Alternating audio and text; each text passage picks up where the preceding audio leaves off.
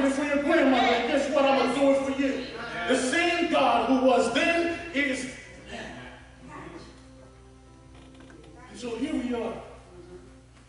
He's sitting at the table. Jesus finds himself with full knowledge of what's about to go down. Full knowledge of what's about to go down. Amen. He knows exactly how many beatings he's going to get. He knows exactly who's going to spit in his face. He knows exactly who's going to be the sinner that said, hey, I just hit you. Prophesy who just hit you. He knows exactly who's going to serve him the water or the vinegar at the cross. He knows who's going to say what before it's even said. And here he is coming in with his boys, knowing that that's his last supper, working on his bucket list. A bucket list is what you do with a list of stuff that you want to do before you die. Now, I've seen people say, hey, I want to go skydiving before I die. I want to see so-and-so. I want to travel to such and such. But I have never, ever in my life heard not one person say, I want to wash feet. I mean, never. I don't even think I'd want to wash feet. Yes. But at the same time, this is what God said. He's working in his mind and he knows what's about to go down. He's sitting at the table. They've eaten. But he gets up, puts down his apron, and sets aside his robe and puts on an apron. What that tells us is that you cannot serve God with your agenda still on. You cannot serve the Holy One with your agenda still in his face. Sometimes you got to put your agenda down so that God can work it out for you. Then after that, another thing that amazed me is that he began to wash the feet. Now one thing about that is the fact that back in the day, they didn't have cars, they didn't have planes, so the main mode of transportation was the feet. Okay? So you had to walk to wherever you were going. What that means is you would have the sand or the dust from the place that you were come with you to the place that you are. And so the individual who is your host, he would traditionally wash your feet so that it would resemble a form of refreshing for you. When people are in your presence, do they feel as though the dust from their journey? When they're in your presence, do they feel that that is a place of refreshing for them? Okay. When I'm in a Christian's presence, regardless of where I am, who I serve, what my job title is, I should be refreshed by what's within me. Because somebody's journey, where they came from, is affecting their travel. When they come into your presence, there should be something that cleans their travel off their feet. Are you willing to dust the dust off the feet of the people who come in your presence? Do they feel refreshed? Do they get something new? What are you telling your kids when they come into your presence? Or when they finish 8th grade or when they finish whatever grade they're in and they come in and they're like, hey mom, hey dad, how are you? Do they see your face as a refreshing source? Yes. Or do they see something else? When they just had a really rough day and they're looking for you for help, do they see you as that help? Do they see you as that fortress?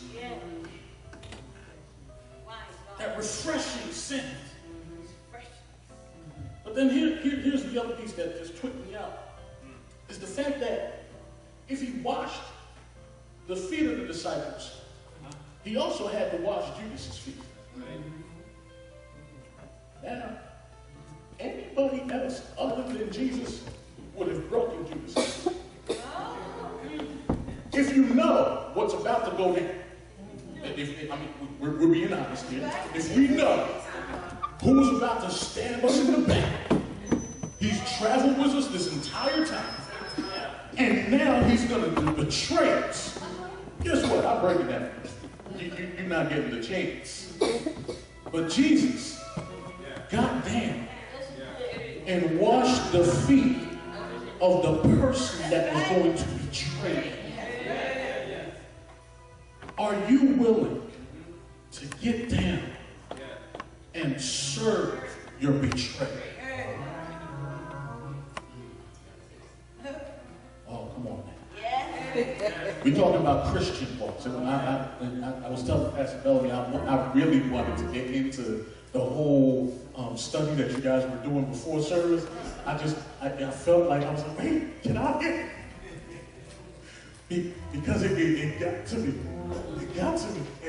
And one of the things is that though we live in this world, we are not of this world. So your Christian walk is priority. And when you step into a place, that means that the place you stepped in now becomes a holy place. And so that holy place with that holy individual in that place should make a difference of what's around you. So what that means is that people aren't going to come at you cussing and whatnot in front of you. In your presence, there should be no cuss words. In your presence, guess what? Everybody's living right. If you're feeling some type of way, you can't take that over here because I'm about this, not about what you're saying. You bringing up negativity, guess what? Take it over there. If you want me to pray for you, I'll pray for you. I'll fast with you. But at the same time, don't bring gossip to me. That's what Christians do. We are made to be the salt of the earth. But you can't be salt of the earth if you have no effect in where you are. I'm a criminal justice major. I'm a criminal justice major. I'm graduating in May 2013. Okay? I'm going into, pray for me, I'm going into the Homeland Security. I have full knowledge of what it is to serve in Homeland Security.